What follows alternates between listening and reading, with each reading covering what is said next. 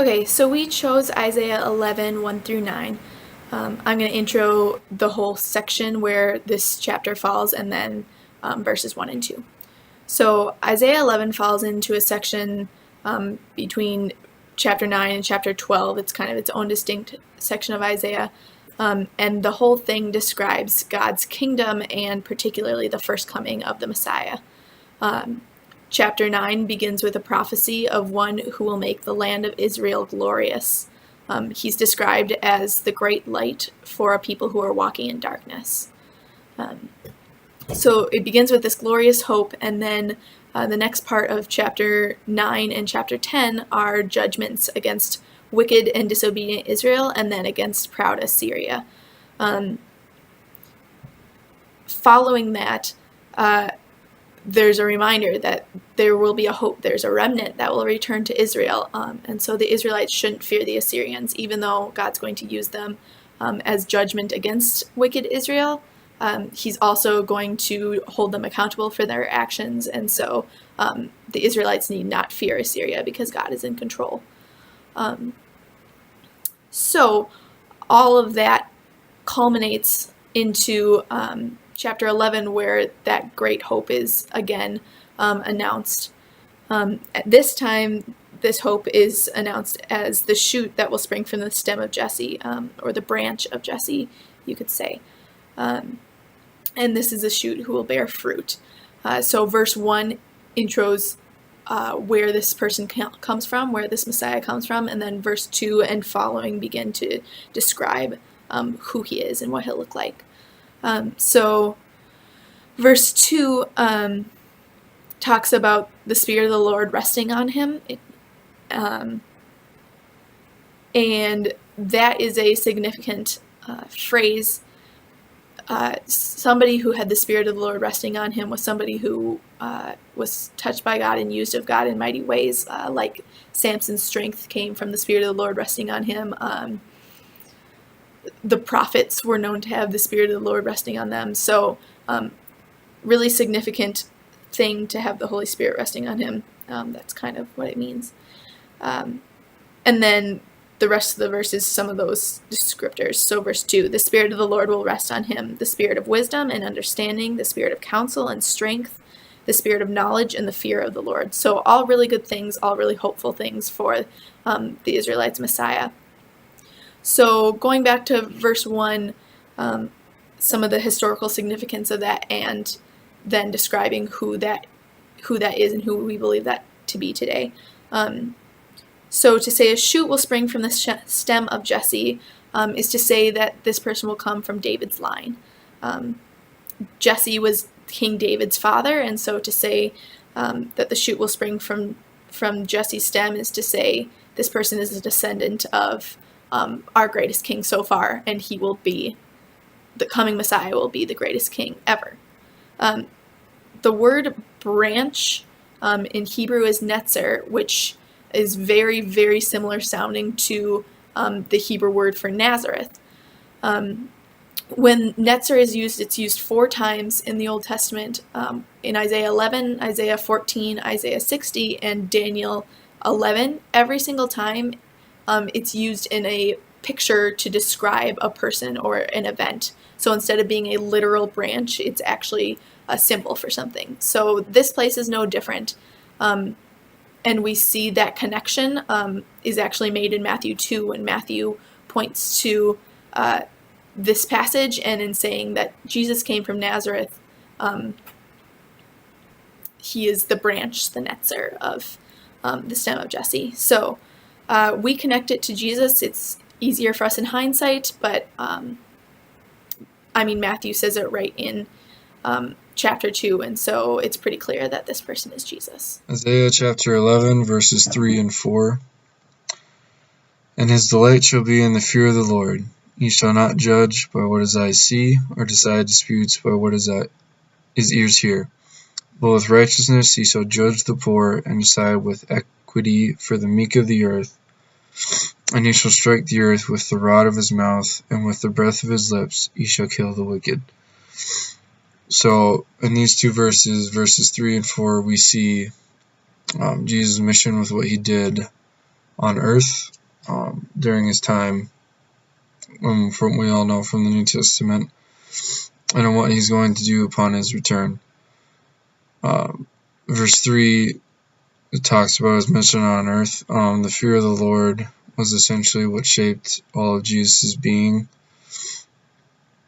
Because in everything, he knew what the Lord's plan was and counseled with him on what he should do. And because of this, he didn't really have any bias or any personal conflicts as far as judging someone. So that way he can judge with the righteousness of God. And so he didn't judge with his eyes like the Pharisees did so often with their criticism, and didn't listen to lies and gossip that surrounded him, as far as again with the Pharisees, as far as eating with sinners and tax collectors, people that their society did not appreciate or associate with. And then verse 4 talks about when he returns on Judgment Day, he's going to judge with the righteousness of God.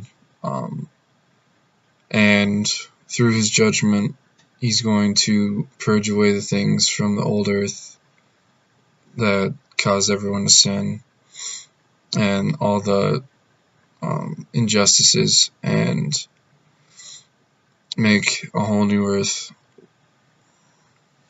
Isaiah 11:5-6 says, "Righteousness shall be the belt of his waist, and faithfulness the belt of his loins.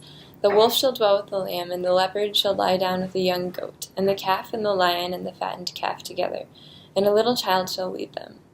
In verse 5, it talks about who Jesus is inside, and it's kind of at the end of this long list that starts with the fear of the Lord. And so righteousness and faithfulness are just intertwined into who Jesus is.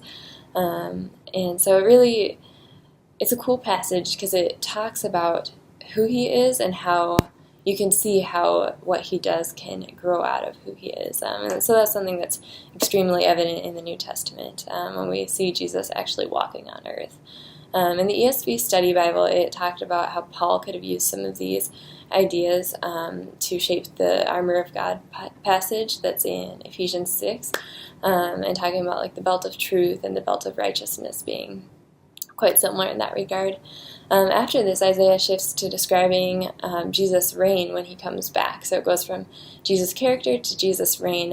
So in verse 6, it's the beginning of another long list, and this time it's describing wild animals lying down together, the predator and the prey, and so just this peacefulness that Jesus will bring. So there's the wolf and the lamb, the leopard and the young goat, the calf, the lion, and the fattened calf. And to take to this description just one step further, it has a little child leading these animals.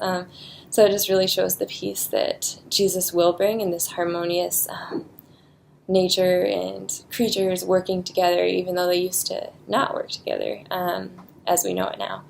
But also it talked about, in the ESV Study Bible, said that certain people have this